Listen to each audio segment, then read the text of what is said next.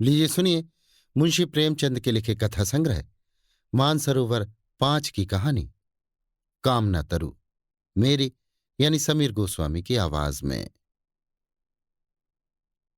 राजा इंद्रनाथ का देहांत हो जाने के बाद कुंवर राजनाथ को शत्रुओं ने चारों ओर से ऐसा दबाया कि उन्हें अपने प्राण लेकर एक पुराने सेवक की शरण जाना पड़ा, जो एक छोटे से गांव का जागीरदार था।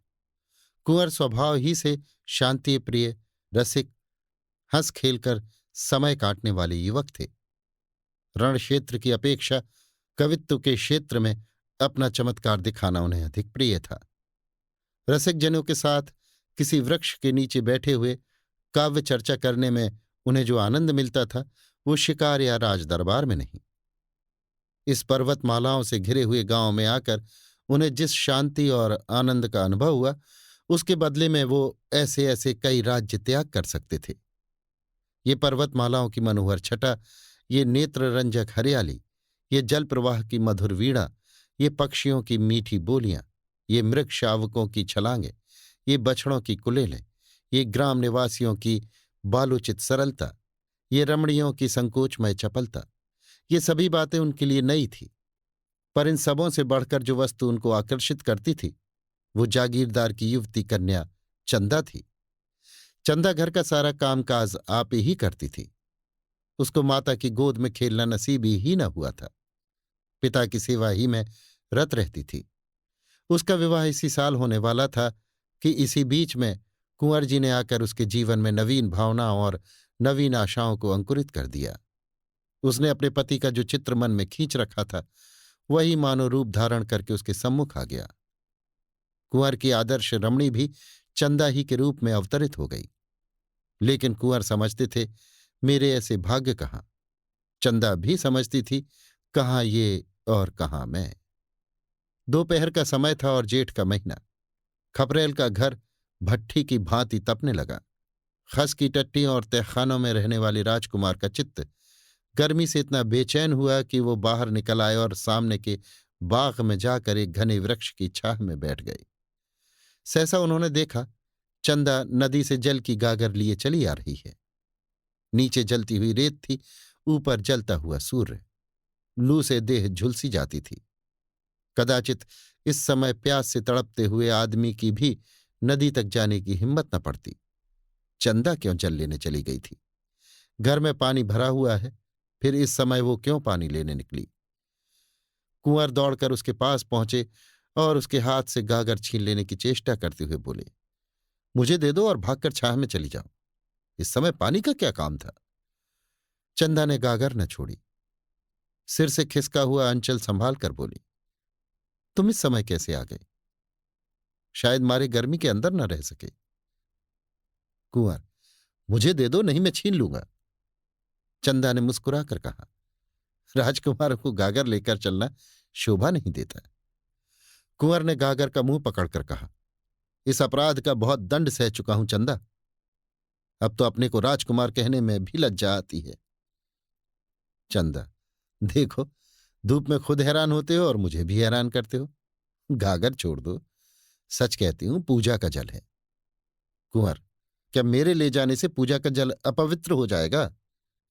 चंदा, अच्छा भाई, नहीं मानते तो तुम ही ले चलो। हाँ, नहीं तो। कुंवर गागर लेकर आगे आगे चले, चंदा पीछे हो ली। बगीचे में पहुंचे तो चंदा एक छोटे से पौधे के पास रुककर बोली, इसी देवता की पूजा करनी है, गागर रख दो। कुंवर ने आश्चर्य से पूछा, यहां कौन देवता है चंदा? मुझे तो नहीं नजर आता। चंदा ने पौधे को सींचते हुए कहा, यही तो मेरे देवता हैं। पानी पाकर पौधे की मुरझाई हुई पत्तियां हरी हो गईं, मानो उनकी आंखें खुल गई हों। कुंवर ने पूछा, ये पौधा क्या तुमने लगाया है चंदा? चंदा ने पौधे को एक सीधी लकड़ी से बांधते हुए कहा, हाँ, उसी दिन तो, जब तुम यहां आए थे। यहां पहले मेरी गुड़ियों का घरौंदा था। मैंने गुड़ियों पर छाह करने के लिए एक अमोला लगा दिया था। फिर मुझे इसकी याद नहीं रही, घर के काम धंधे में भूल गई। जिस दिन तुम यहां आए, मुझे न जाने क्यों इस पौधे की याद आ गई। मैंने आकर देखा तो वो सूख गया था। मैंने तुरंत पानी लाकर इसे सींचा तो कुछ कुछ ताजा होने लगा। तब से रोज इसे सींचती हूं। देखो कितना हरा भरा हो गया है। ये कहते कहते उसने सिर उठाकर कुंवर की ओर ताकते हुए कहा, और सब काम भूल जाऊं, पर इस पौधे को पानी देना नहीं भूलती। तुम ही इसके प्राणदाता हो। तुम्ही ने आकर इसे जिला दिया, नहीं तो बेचारा सूख गया होता। ये तुम्हारे शुभागमन का स्मृति चिन्ह है। जरा इसे देखो, मालूम होता है हंस रहा है। मुझे तो ऐसा जान पड़ता है कि ये मुझसे बोलता है। सच कहती हूं, कभी ये रोता है, कभी हंसता है, कभी रूठता है। आज तुम्हारा लाया हुआ पानी पाकर ये फूला नहीं समाता। एक एक पत्ता तुम्हें धन्यवाद दे रहा है। कुंवर को ऐसा जान पड़ा मानो वो पौधा कोई नन्हा सा क्रीड़ाशील बालक है। जैसे चुंबन से प्रसन्न होकर बालक गोद में चढ़ने के लिए दोनों हाथ फैला देता है, उसी भांति ये पौधा भी हाथ फैलाए जान पड़ा। उसके एक एक अणु में चंदा का प्रेम झलक रहा था। चंदा के घर में खेती के सभी औजार थे। कुंवर एक फावड़ा उठा लाए और पौधे का एक थाला बनाकर चारों ओर ऊंची मेड़ उठा दी। फिर खुरपी लेकर अंदर की मिट्टी को गोड़ दिया। पौधा और भी लहलहा उठा। चंदा बोली, कुछ सुनते हो? क्या कह रहा है? कुंवर ने मुस्कुराकर कहा, हाँ हाँ, कहता है अम्मा की गोद में बैठूंगा। चंदा, नहीं कह रहा है इतना प्रेम करके फिर भूल न जाना। मगर कुंवर को अभी राजपुत्र होने का दंड भोगना बाकी था। शत्रुओं को न जाने कैसे उनकी टोह मिल गई। इधर तो हितचिंतकों के आग्रह से विवश होकर बूढ़ा कुबेर सिंह चंदा और कुंवर के विवाह की तैयारियां कर रहा था, उधर शत्रुओं का एक दल सिर पर आ पहुंचा। कुंवर ने उस पौधे के आसपास फूल पत्ते लगाकर एक फुलवाड़ी सी बना दी थी। पौधे को सींचना अब उनका काम था। प्रातःकाल वो कंधे पर कांवर रखे नदी से पानी ला रहे थे कि 10-12 आदमियों ने उन्हें रास्ते में घेर लिया। कुबेर सिंह तलवार लेकर दौड़ा, लेकिन शत्रुओं ने उसे मार गिराया। अकेला शस्त्रहीन कुंवर क्या करता? कंधे पर कांवर रखे हुए बोला, अब क्यों मेरे पीछे पड़े हो भाई? मैंने तो सब कुछ छोड़ दिया। सरदार बोला, हमें आपको पकड़ ले जाने का हुक्म है। तुम्हारा स्वामी मुझे इस दशा में भी नहीं देख सकता? खैर, अगर धर्म समझो तो कुबेर सिंह की तलवार मुझे दे दो। अपनी स्वाधीनता के लिए लड़कर प्राण दूं। इसका उत्तर यही मिला कि सिपाहियों ने कुंवर को पकड़कर मुश्कें कस दी और उन्हें एक घोड़े पर बिठाकर घोड़े को भगा दिया। कांवर वहीं पड़ी रह गई। उसी समय चंदा घर से निकली। देखा कांवर पड़ी हुई है और कुंवर को लोग घोड़े पर बिठाए लिए जा रहे हैं। चोट खाए हुए पक्षी की भांति वो कई कदम दौड़ी, फिर गिर पड़ी। उसकी आंखों में अंधेरा छा गया। सहसा उसकी दृष्टि पिता की लाश पर पड़ी। वो घबरा कर उठी और लाश के पास जा पहुंची। कुबेर अभी मरा न था, प्राण आंखों में अटके हुए थे। चंदा को देखते ही क्षीण स्वर में बोला, बेटी कुंवर। इसके आगे वो कुछ न कह सका। प्राण निकल गए, पर इस एक शब्द कुंवर ने उसका आशय प्रकट कर दिया। 20 वर्ष बीत गए, कुंवर कैद से न छूट सके। ये एक पहाड़ी किला था। जहां तक निगाह जाती पहाड़ियां ही नजर आती। किले में उन्हें कोई कष्ट न था। नौकर चाकर, भोजन, वस्त्र, सैर, शिकार, किसी बात की कमी न थी। पर उस वियोगाग्नि को कौन शांत करता जो नित्य कुंवर के हृदय में जला करती थी। जीवन में अब उनके लिए कोई आशा न थी, कोई प्रकाश न था। अगर कोई इच्छा थी तो यही कि एक बार उस प्रेम तीर्थ की यात्रा कर लें जहां उन्हें वो सब कुछ मिला जो मनुष्य को मिल सकता है। हाँ, उनके मन में एकमात्र यही अभिलाषा थी कि उन पवित्र स्मृतियों से रंजित भूमि के दर्शन करके जीवन का उसी नदी के तट पर अंत कर दें। वही नदी का किनारा, वही वृक्षों का कुंज, वही चंदा का छोटा सा सुंदर घर उसकी आंखों में फिरा करता, और वो पौधा जिसे उन दोनों ने मिलकर सींचा था, उसमें तो मानो उसके प्राण ही बसते थे। क्या वो दिन भी आएगा जब वो उस पौधे को हरी हरी पत्तियों से लदा हुआ देखेगा? कौन जाने वो अब है भी या सूख गया। कौन अब उसको सींचता होगा? चंदा इतने दिनों अविवाहिता थोड़े ही बैठी होगी। ऐसा संभव भी तो नहीं। उसे अब मेरी सुधि भी न होगी। हाँ, शायद कभी अपने घर की याद खींच लाती हो तो पौधे को देखकर उसे मेरी याद आ जाती हो। मुझ जैसे अभागे के लिए इससे अधिक वो और कर ही क्या सकती है। उस भूमि को एक बार देखने के लिए वो अपना जीवन दे सकता था, पर यह अभिलाषा न पूरी होती थी। आह, एक युग बीत गया। शोक और नैराश्य ने उठती जवानी को कुचल दिया। न आंखों में ज्योति रही, न पैरों में शक्ति। जीवन क्या था? एक दुखदायी स्वप्न था। उस सघन अंधकार में उसे कुछ न सूझता था। बस जीवन का आधार एक अभिलाषा थी, एक सुखद स्वप्न जो जीवन में न जाने कब उसने देखा था। एक बार फिर वही स्वप्न देखना चाहता था। फिर उसकी अभिलाषाओं का अंत हो जाएगा, उसे कोई इच्छा न रहेगी। सारा अनंत भविष्य, सारी अनंत चिंताएं इसी एक स्वप्न में लीन हो जाती थीं। उसके रक्षकों को अब उसकी ओर से कोई शंका न थी। उन्हें उस पर दया आती थी। रात को पहरे पर केवल कोई एक आदमी रह जाता था और लोग मीठी नींद सोते थे। कुंवर भाग सकता है, इसकी कोई संभावना, कोई शंका न थी। यहां तक कि एक दिन ये सिपाही भी निशंक होकर बंदूक लिए लेट रहा। निद्रा किसी हिंसक पशु की भांति ताक लगाए बैठी थी, लेटते ही टूट पड़ी। कुंवर ने सिपाही की नाक की आवाज सुनी। उनका हृदय बड़े वेग से उछलने लगा। ये अवसर आज कितने दिनों के बाद मिला था। वो उठे, मगर पांव थर थर कांप रहे थे। बरामदे के नीचे उतरने का साहस न हो सका। कहीं इसकी नींद खुल गई तो हिंसा उनकी सहायता कर सकती थी। सिपाही के बगल में उसकी तलवार पड़ी थी, पर प्रेम को हिंसा से बैर है। कुंवर ने सिपाही को जगा दिया। वो चौंक कर उठ बैठा। रहा सहा संशय भी उसके दिल से निकल गया।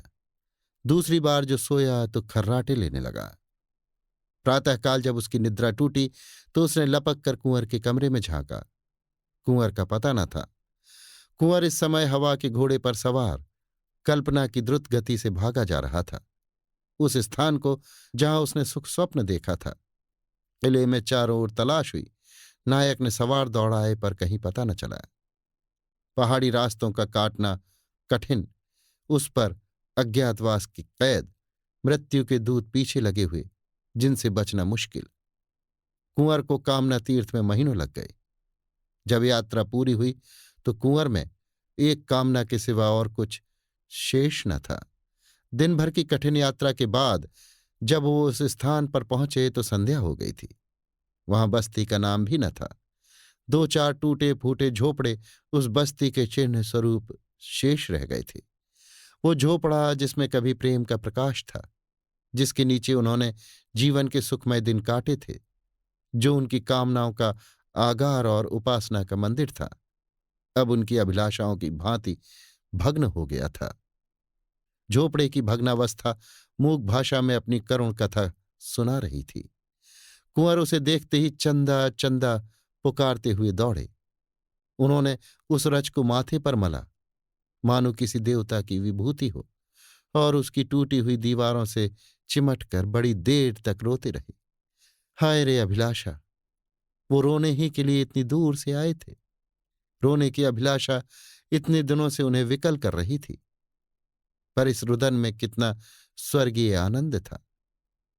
क्या समस्त संसार का सुख इन आंसुओं की तुलना कर सकता था? तब वो झोपड़े से निकले। सामने मैदान में एक वृक्ष हरे हरे नवीन पल्लवों को गोद में लिए मानो उनका स्वागत करने खड़ा था। ये वो पौधा है जिसे आज से 20 वर्ष पहले दोनों ने आरोपित किया था। कुंवर उन्मत्ता की भांति दौड़े और जाकर उस वृक्ष से लिपट गए, मानो कोई पिता अपने मातृहीन पुत्र को छाती से लगाए हुए हो। ये उसी प्रेम की निशानी है, उसी अक्षय प्रेम की, जो इतने दिनों के बाद आज इतना विशाल हो गया है। कुंवर का हृदय ऐसा हो उठा मानो इस वृक्ष को अपने अंदर रख लेगा, जिसमें उसे हवा का झोंका भी न लगे। उसके एक एक पल्लव पर चंदा की स्मृति बैठी हुई थी। पक्षियों का इतना रम्य संगीत क्या कभी उन्होंने सुना था? उनके हाथों में दम न था। सारी देह भूख प्यास और थकान से शिथिल हो रही थी, पर वो उस वृक्ष पर चढ़ गए। इतनी फुर्ती से चढ़े कि बंदर भी न चढ़ता। सबसे ऊंची फुनगी पर बैठकर उन्होंने चारों ओर गर्वपूर्ण दृष्टि डाली। यही उनकी कामनाओं का स्वर्ग था। सारा दृश्य चंदामय हो रहा था। दूर की नीली पर्वत श्रेणियों पर चंदा बैठी गा रही थी। आकाश में तैरने वाली लालिमामयी नौकाओं पर चंदा ही उड़ी जाती थी। सूर्य की श्वेत पीत प्रकाश की रेखाओं पर चंदा ही बैठी हंस रही थी। कुंवर के मन में आया, पक्षी होता तो इन्हीं डालियों पर बैठा हुआ जीवन के दिन पूरे करता। जब अंधेरा हो गया तो कुंवर नीचे उतरे और उसी वृक्ष के नीचे थोड़ी सी भूमि झाड़कर पत्तियों की शैया बनाई और लेटे। यही उनके जीवन का स्वर्ण स्वप्न था। आह, यही वैराग्य! अब वो इस वृक्ष की शरण छोड़कर कहीं न जाएंगे। दिल्ली के तख्त के लिए भी वो इस आश्रम को न छोड़ेंगे। उसी स्निग्ध अमल चांदनी में सहसा एक पक्षी आकर उस वृक्ष पर बैठा और दर्द में डूबे हुए स्वरों में गाने लगा। ऐसा जान पड़ा मानो वो वृक्ष सिर धुन रहा है। वो नीरव रात्रि उस वेदनामय संगीत से हिल उठी। कुंवर का हृदय इस तरह ऐंठने लगा मानो वो फट जाएगा। उस स्वर में करुणा और वियोग के तीर से भरे हुए थे। आह पक्षी, तेरा जोड़ा भी अवश्य बिछुड़ गया है। नहीं तेरे राग में इतनी व्यथा, इतना विषाद, इतना रुदन कहाँ से आता। कुंवर के हृदय के टुकड़े हुए जाते थे। एक एक स्वर तीर की भांति दिल को छेदे डालता था। वहां बैठे न रह सके। उठकर एक आत्मविस्मृत की दशा में दौड़े हुए झोपड़े में गए। वहां से फिर वृक्ष के नीचे आए। उस पक्षी को कैसे पाएं? कहीं दिखाई नहीं देता। पक्षी का गाना बंद हुआ तो कुंवर को नींद आ गई। उन्हें स्वप्न में ऐसा जान पड़ा कि वही पक्षी उनके समीप आया।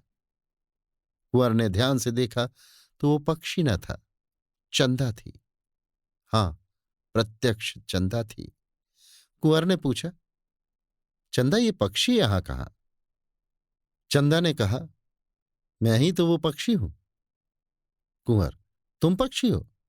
क्या तुम ही गा रही थी? चंदा, हां प्रियतम, मैं ही गा रही थी। इसी तरह रोते रोते एक युग बीत गया। कुंवर, तुम्हारा घोंसला कहाँ है? चंदा, उसी झोपड़े में जहां तुम्हारी खाट थी। उसी खाट के बांध से मैंने अपना घोंसला बनाया है। कुंवर, और तुम्हारा जोड़ा कहाँ है? चंदा, मैं अकेली हूं। चंदा को अपने प्रियतम के स्मरण करने में, उसके लिए रोने में जो सुख है वो जोड़े में नहीं। मैं इसी तरह अकेली रहूंगी और अकेली मरूंगी। कुंवर, मैं क्या पक्षी नहीं हो सकता? चंदा चली गई। कुंवर की नींद खुल गई। उषा की लालिमा आकाश पर छाई हुई थी और वो चिड़िया कुंवर की शैया के समीप एक डाल पर बैठी चहक रही थी। अब उस संगीत में करुणा न थी, विलाप न था। उसमें आनंद था, चापल्य था, सारल्य था। वो वियोग का करुण क्रंदन नहीं, मिलन का मधुर संगीत था। कुंवर सोचने लगे, इस स्वप्न का क्या रहस्य है। कुंवर ने शैया से उठते ही एक झाड़ू बनाई और झोपड़े को साफ करने लगे। उनके जीते जी इसकी ये भग्न दशा नहीं रह सकती। वो इसकी दीवारें उठाएंगे, इस पर छप्पर डालेंगे, इसे लीपेंगे। इसमें उनकी चंदा की स्मृति वास करती है। झोपड़े के एक कोने में वो कांवर रखी हुई थी, जिस पर पानी ला लाकर वो इस वृक्ष को सींचते थे। उन्होंने कांवर उठा ली और पानी लाने चले। 2 दिन से कुछ भोजन न किया था। रात को भूख लगी हुई थी, पर इस समय भोजन की बिल्कुल इच्छा न थी। देह में एक अद्भुत स्फूर्ति का अनुभव होता था। उन्होंने नदी से पानी ला लाकर मिट्टी भिगोना शुरू किया। दौड़े जाते थे और दौड़े आते थे। इतनी शक्ति उनमें कभी न थी। एक ही दिन में इतनी दीवार उठ गई जितनी 4 मजदूर भी न उठा सकते थे। और कितनी सीधी चिकनी दीवार थी कि कारीगर भी देखकर लज्जित हो जाता।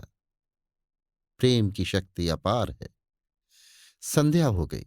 चिड़ियों ने बसेरा लिया। वृक्षों ने भी आंखें बंद की, मगर कुंवर को आराम कहाँ। तारों के मलिन प्रकाश में मिट्टी के रद्दे रखे जा रहे थे। हाय रे कामना, क्या तू इस बेचारे के प्राण ही लेकर छोड़ेगी? वृक्ष पर पक्षी का मधुर स्वर सुनाई दिया। कुंवर के हाथ से घड़ा छूट पड़ा। हाथ और पैरों में मिट्टी लपेट वो वृक्ष के नीचे जाकर बैठ गए। उस स्वर में कितना लालित्य था, कितना उल्लास, कितनी ज्योति! मानव संगीत इसके सामने बेसुरा आलाप था। उसमें ये जागृति, ये अमृत, ये जीवन कहाँ? संगीत के आनंद में विस्मृति है, पर वो विस्मृति कितनी स्मृतिमय होती है। अतीत को जीवन और प्रकाश से रंजित करके प्रत्यक्ष कर देने की शक्ति संगीत के सिवा और कहाँ है? कुंवर के हृदय नेत्रों के सामने वो दृश्य खड़ा हुआ जब चंदा इसी पौधे को नदी से जल ला लाकर सींचती थी। हाय, क्या वे दिन फिर आ सकते हैं? सहसा एक बटोही आकर खड़ा हो गया और कुंवर को देखकर वो प्रश्न करने लगा जो साधारणतः दो अपरिचित प्राणियों में हुआ करते हैं। कौन हो, कहाँ से आते हो, कहाँ जाओगे? पहले वो भी इसी गांव में रहता था, पर जब गांव उजड़ गया तो समीप के एक दूसरे गांव में जा बसा था। अब भी उसके खेत यहां थे। रात को जंगली पशुओं से अपने खेतों की रक्षा करने के लिए वो यहीं आकर सोता था। कुंवर ने पूछा, तुम्हें मालूम है इस गांव में एक कुबेर सिंह ठाकुर रहते थे? किसान ने बड़ी उत्सुकता से कहा, हाँ हाँ भाई, जानता क्यों नहीं। बेचारे यहीं तो मारे गए। तुमसे भी क्या जान पहचान थी? कुंवर, हाँ, उन दिनों कभी कभी आया करता था। मैं भी राजा की सेवा में नौकर था। उनके घर में और कोई ना था? किसान, अरे भाई, कुछ न पूछो। बड़ी करुण कथा है। उसकी स्त्री तो पहले ही मर चुकी थी, केवल लड़की बच रही थी। आह, कैसी सुशीला, कैसी सुघड़ वो लड़की थी! उसे देखकर आंखों में ज्योत आ जाती थी। बिल्कुल स्वर्ग की देवी जान पड़ती थी। जब कुबेर सिंह जीता था तभी कुंवर राजनाथ यहां भाग कर आए थे और उसके यहां रहे थे। उस लड़की की कुंवर से कहीं बातचीत हो गई। जब कुंवर को शत्रुओं ने पकड़ लिया तो चंदा घर में अकेली रह गई। गांव वालों ने बहुत चाहा कि उसका विवाह हो जाए। उसके लिए वरों का तोड़ा न था भाई। ऐसा कौन था जो उसे पाकर अपने को धन्य न मानता? पर वो किसी से विवाह करने पर राजी न हुई। ये पेड़ जो तुम देख रहे हो, तब छोटा सा पौधा था। इसके आसपास फूलों की कई और क्यारियां थीं। इन्हीं को गोड़ने, निराने, सींचने में उसका दिन कटता था। बस यही कहती थी कि हमारे कुंवर साहब आते होंगे। कुंवर की आंखों से आंसू की वर्षा होने लगी। मुसाफिर ने जरा दम लेकर कहा, दिन दिन घुलती जाती थी। तुम्हें विश्वास ना आएगा भाई, उसने 10 साल इसी तरह काट दिए। इतनी दुर्बल हो गई थी कि पहचानी न जाती थी। पर अब भी उसे कुंवर साहब के आने की आशा बनी हुई थी। आखिर एक दिन इसी वृक्ष के नीचे उसकी लाश मिली। ऐसा प्रेम कौन करेगा भाई? कुंवर न जाने मरे कि जिए। कभी उन्हें इस विरहिणी की याद भी आती है या नहीं? पर इसने तो प्रेम को ऐसा निभाया जैसा चाहिए। कुंवर को ऐसा जान पड़ा मानो हृदय फटा जा रहा है। वो कलेजा थाम कर बैठ गए। मुसाफिर के हाथ में एक सुलगता हुआ उपला था। उसने चिलम भरी और 2-4 दम लगाकर बोला, उसके मरने के बाद ये घर गिर गया। गांव पहले ही उजाड़ था, अब तो और भी सुनसान हो गया। 2-4 आदमी यहां आ बैठते थे, अब तो चिड़िए का पूत भी यहां नहीं आता। उसके मरने के कई महीने के बाद यही चिड़िया इस पेड़ पर बोलती हुई सुनाई दी। तब से बराबर इसे यहां बोलते सुनता हूं। रात को सभी चिड़ियां सो जाती हैं, पर ये रात भर बोलती रहती है। उसका जोड़ा कभी नहीं दिखाई दिया। बस फुट्टैल है। दिन भर उसी झोपड़े में पड़ी रहती है, रात को इस पेड़ पर आ बैठती है।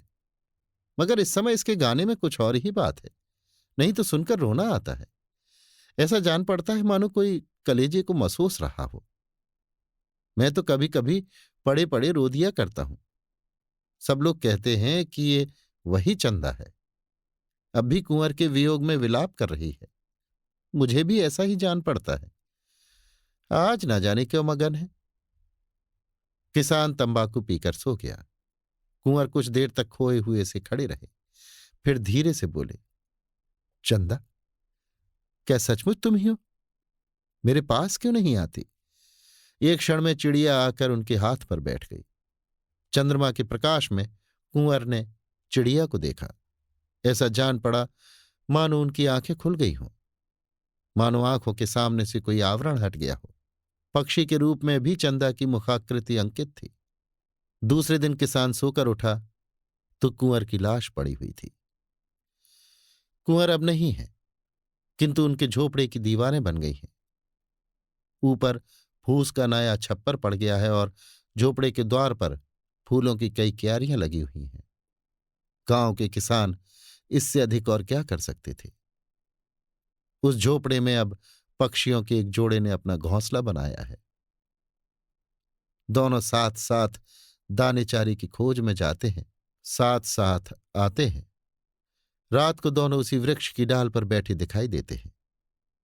उनका सुरम्य संगीत रात की नीरवता में दूर तक सुनाई देता है। वन के जीव जंतु वो स्वर्गीय गान सुनकर मुग्ध हो जाते हैं। ये पक्षियों का जोड़ा कुंवर और चंदा का जोड़ा है, इसमें किसी को संदेह नहीं है। एक बार एक व्याध ने इन पक्षियों को फंसाना चाहा, पर गांव ने उसे मारकर भगा दिया। अभी आप सुन रहे थे मुंशी प्रेमचंद के लिखे कथा संग्रह मानसरोवर 5 की कहानी कामना तरु, मेरी यानी समीर गोस्वामी की आवाज में।